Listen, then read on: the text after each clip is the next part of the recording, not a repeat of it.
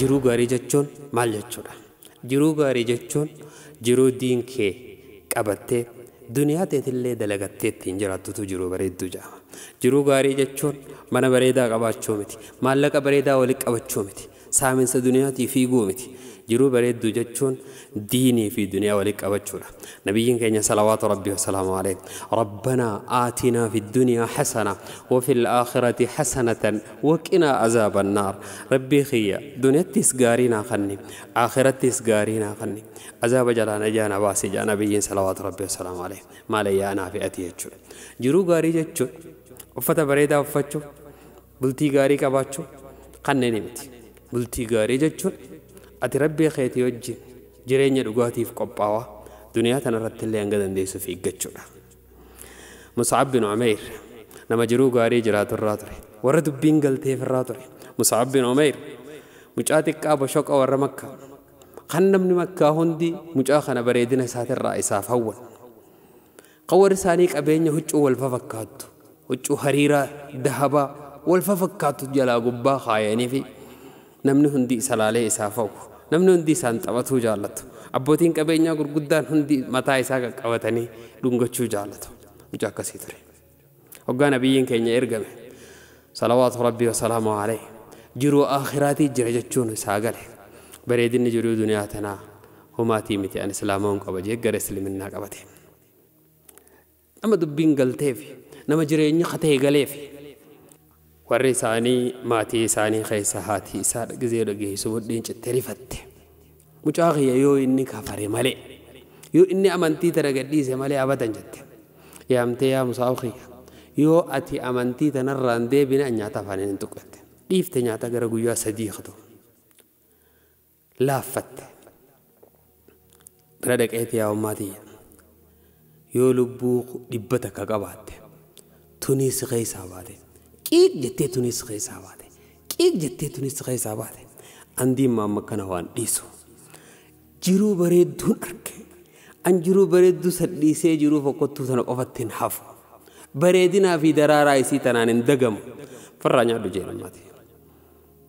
Odoo dhibbis keessaa yaateen dhiisu an amantii tana jedhu. Osoo jiruu bareedduu jiraatu. Achi boodaan duba Makkarraa ari'anii mucaan sun Madiinaa galee ambaasaadara islaamaa ta'e. Haati isaa san garuu dhiisi firra namni dhukkuba Muhammadiin tuqame waan fayyu jettee firra nyaata isii deebite. Innis ka'ee Madiinaa galee diin kanaaf qabsaa'ee gurguddaa Madiinaa kana hunda da'awaatti gore akka nabiyyiin keenya salawaatu rabbii wasalaamu alayhi bakkatti baqatu arkatu taasise. Biyya Madiinaa tana rasuula rabbiitiif qopheesse. Laali ilmoo daa'ima xiqqaa bareeda hujii isaatillee bareeche jiruun waan taate isaa galetu. Mus'ab bin Umayr waan nyaatu dhabeetii miti. Mus'ab bin Umayr waan uffatu dhabeetii miti. Mus'ab bin Umayr garuu diin rabbiitiif osoo qabsaa'u Madiinaa tana guutuu banee fixee islaamina jijjiiree fixee hooggantoota isii hunda islaamina jijjiiree fixee rasuula rabbii sallallahu alaihi wasallam warri Madiinaadhaa waan mucaan kun itti himerraa laallatanii rasuulummaa fidachuu qabna jedhanii rakkoo Makkaa keenya keessa jiru keessaa fidachuu qabna jedhanii fidatan. Mus'ab bin Umayr guyyaa lola Uhud wayita duniyaa irraa deema huccuu gaafa dura hariira wal gubbaan babbareedduu adda addaa huccuu wal fakkaattu uffatu san har'a dhabamtee marxoota ka qofa ofirraa qaba turetu. Marxoota akkatti saniin awwaalan akkatti awwaalan wallaalanii hoggaa matatti uwwisan miilli irraa banama miilatti uwwisan mataan irraa banama firraa matatti uwwisanii gara jalaa citaarratti hamanii awwaalan du'a Mus'ab bin Umayr. Warra jiruun galteef warra jiruu bareedduu jiraachuuf murate warra jiruu keessa isaanii jiraachuuf murate warra daraaraa duniyaatiin hin dagamin dunima fiiganii walitti qabuuf hin dagamin warra keessa isaanii qalbii irraa harkatteef warra akkasii irraa. Asiyaa warra Fir'aawna rabbiin quraana keessatti isii dubbate. وامرأة فرعون إذ قالت رب ابن لي عندك بيتا في الجنة. هذا منا فرعوناتي لالتي وانا بها منادلك اسلمنا أمنتي تنا بموسى ديموني سلالتي بودرت أنت ربي تنام في البيت. فرعون ربي خنبانت أنا بانتاجي لك ربي عالم خنا هند ومن بان أصوني في خادمني ميك دتشيت أنا قوت هجرو أصو قستني عتا دتشيت أنا هندو قوت هجرتو أصوني في وني هند عالم خنا هند أفو هذا بيسني تات هجرتو أصو قبينيا في ورك إلين دتشي ربي تنا هند منين ورك إسري ورك إرجلتو أصو خادمني ميلا رادي كو خان وهند يسيرا تلشوف أس قوت هجرو الدنيا تنا رو نرا حاجان هند جرتو رب ابن لي عندك بيتا جرون دوغا قالتي في يا ربي خي برمنا ناجاريت أو نفرعون ديمون تنان تانيت عندك بيتا ورجلون قالتي في دوا بدر فرعون يسين الجيس أسو خفلتو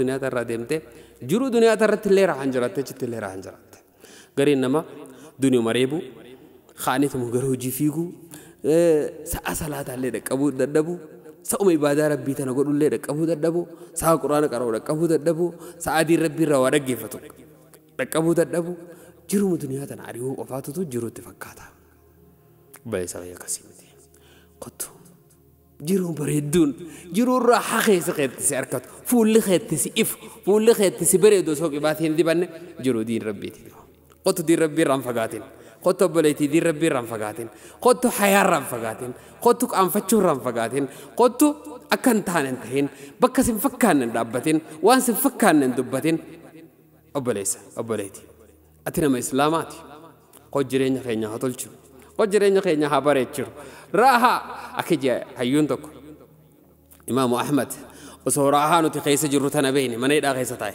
وصوراهانو تخيس جرتنا بيخي موتو ما سلاجي قطارين دابي جبران رافضتش سلانو أجهزت راهانو تكمل تنافرتاي إسلامنا جتشو راح إسلامنا جتشو قمتشو إسلامنا جتشو كيس خيس لا سلوبودا خط بريست خو بليتي غرمالي وابربادو جرا خو غمناس ديفيد خو قلبي تيني تنا هاتوچ خو ديني نفاجر خو حياه خيني حبرچ الا بذكر الله تطمئن القلوب دي ربي خناني ذكري ربي خناني صلاه ربي خناني قلبي نما سبتي رجعتي غمچو اركت خيس غون سبات سيركت يخان فيغو سلبچو ياتو ديبچو خنم قف الدنيا انت ديبچو جلابو فيتا برتنا إسلاماتي دي ربي تسيجرا قرآن ربي تسيجرا تك قرآن قرأت ذكي قلبي هركتا ذكري جنم القاتي قوت ذكي ربي هركتا قلقل ذكري قوت ذكي ربي هركتا على بذكر الله تطمئن القلوب ذكري ربي تيني قلبي نماتو سبتي ركاجتي قمت شو هركت الله أكبر أبلي صغير وريحة نقلف حقنا خوتو سينجا جون بربادا ستين ديريسو دوغالة تومي الفاد السلام عليكم ورحمة الله وبركاته